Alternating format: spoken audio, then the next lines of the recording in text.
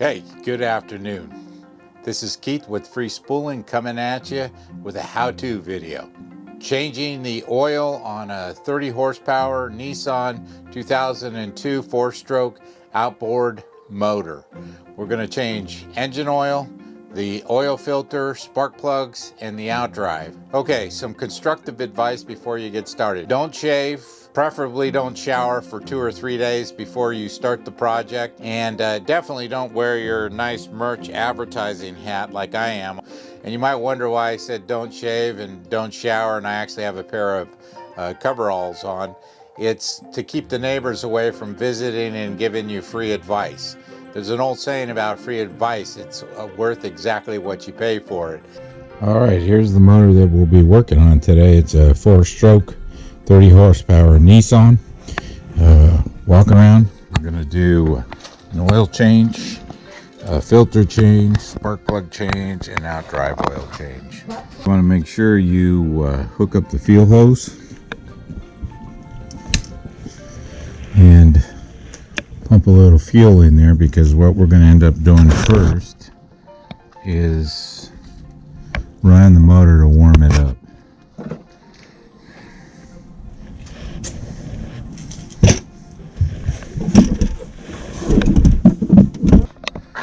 So here's what we have.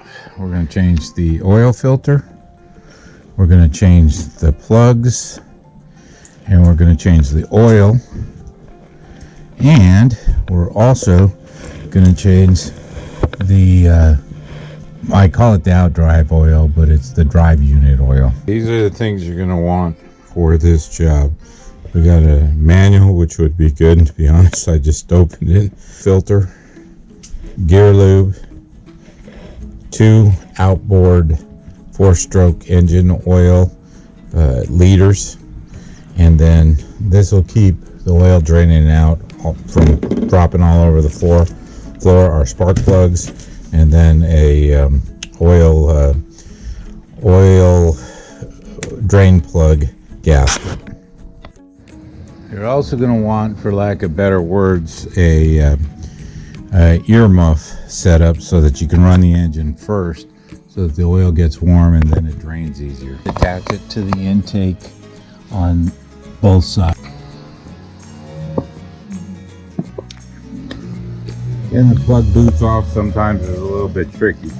When you put the plugs back in, you probably want to coat it with just a little bit of oil. Make sure you have a plug wrench that's the right size socket. And Nissan is one of the sharper companies, and the fact that the plug wrench size is the same size for the oil drain plug as well. The gap is 0.8 to 0.9.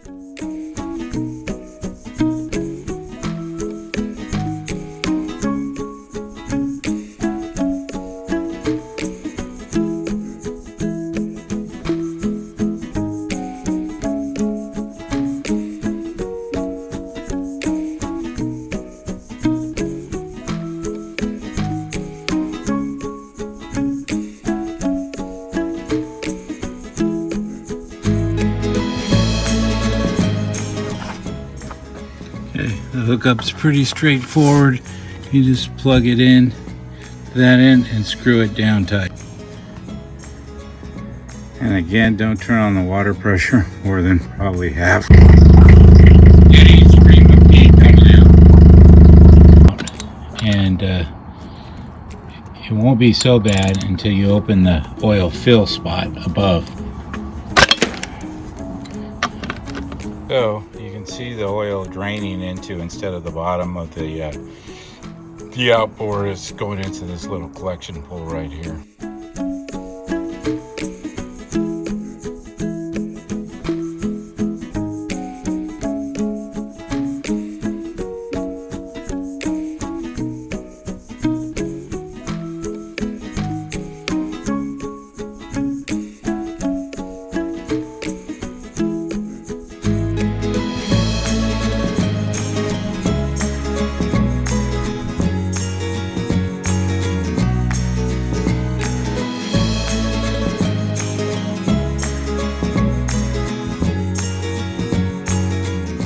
Okay, it's time to change the gear lube, and so I hooked up the water hose. I'm going to put it on at about half power and let it run, because the oil comes out a lot easier. Pissing like they're supposed to, and I'm going to put it in gear and let it run a little bit.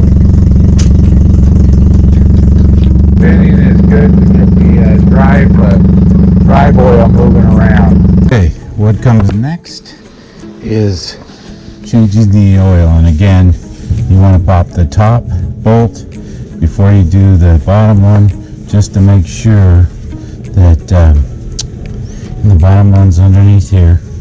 Then make sure that, and let this drain out.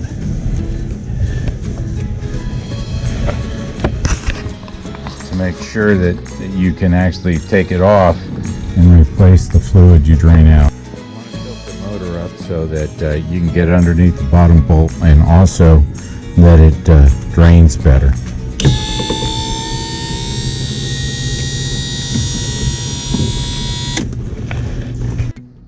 You may have to use impact driver to break the top or bottom loose, and hopefully we won't need it, but we'll be prepared with this blade just in case. Since I did this recently, hopefully it's not going to be too bad, but I'm popping the top nut bolt loose if I can. Seems like it's pretty tight. Nope, there we go. Perfect. Alright, so I got it loose. That's the main thing. Now, let's go down and go underneath here and pop this one loose, and it should start flowing out. It takes about 0.8 of a liter to fill this. And we'll move to the filling phase next. Okay, this one's acting kind of problematic. What the impact driver allows for is the extra torque to pop it loose. So we'll see if that's going to help us.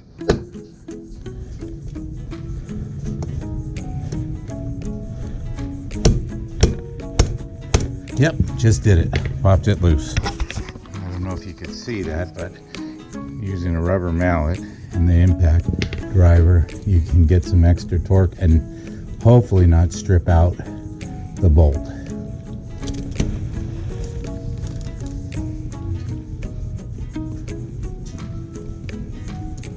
Okay, so you see it's kind of just leaking out a little slowly.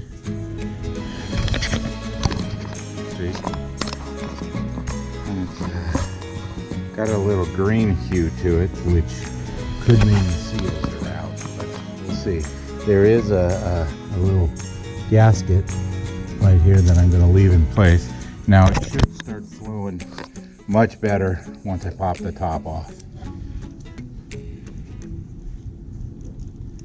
And as you can see, it's coming out much. The next thing you're going to need is basically an outboard drive oil pump.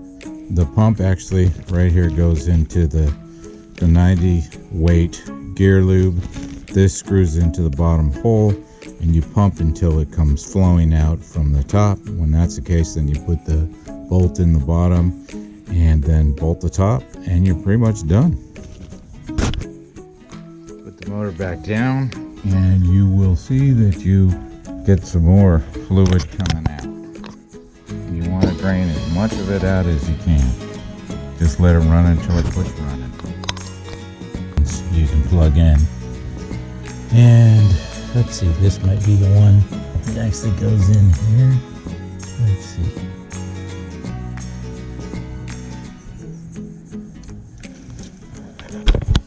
I don't know if you can see that since I'm bending over.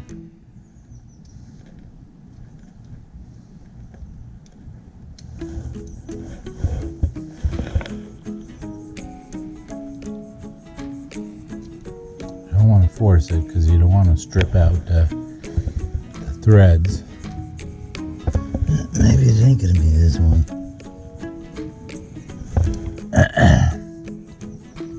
Yep, that's it.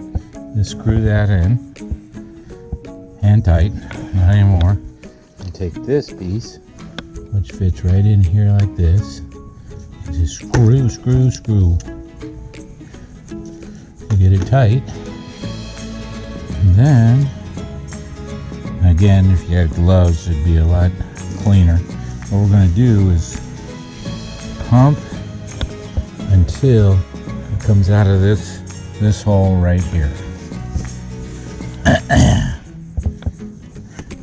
Here's the 90 weight oil. You just put this in, screw this on, and then just start pumping away.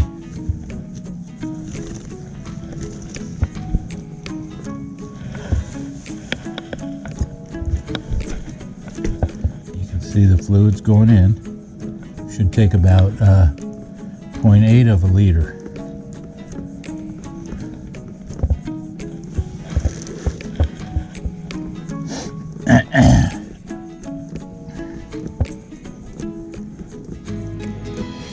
When it starts coming out, put the top plug in loosely because it'll keep the bottom from draining out too much.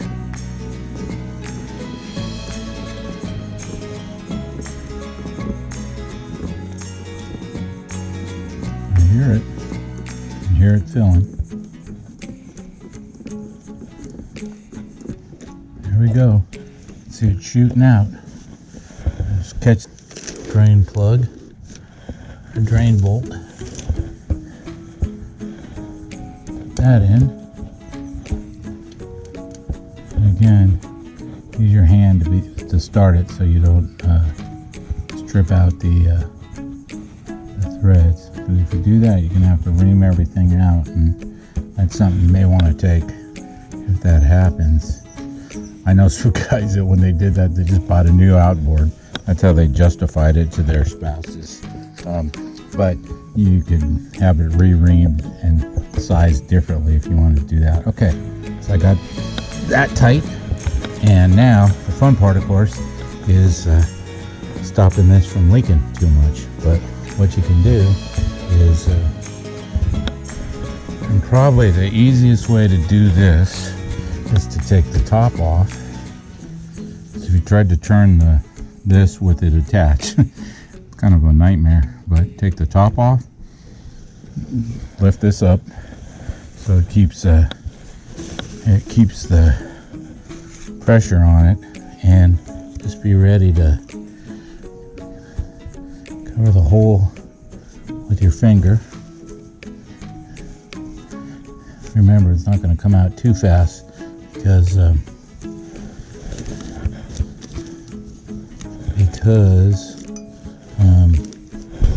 we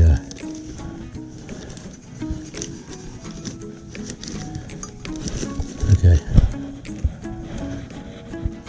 because we plugged the top. There we go. It's a little bit's leaking out. Finding while it's leaking is a bit of a chore. Should go right in easy.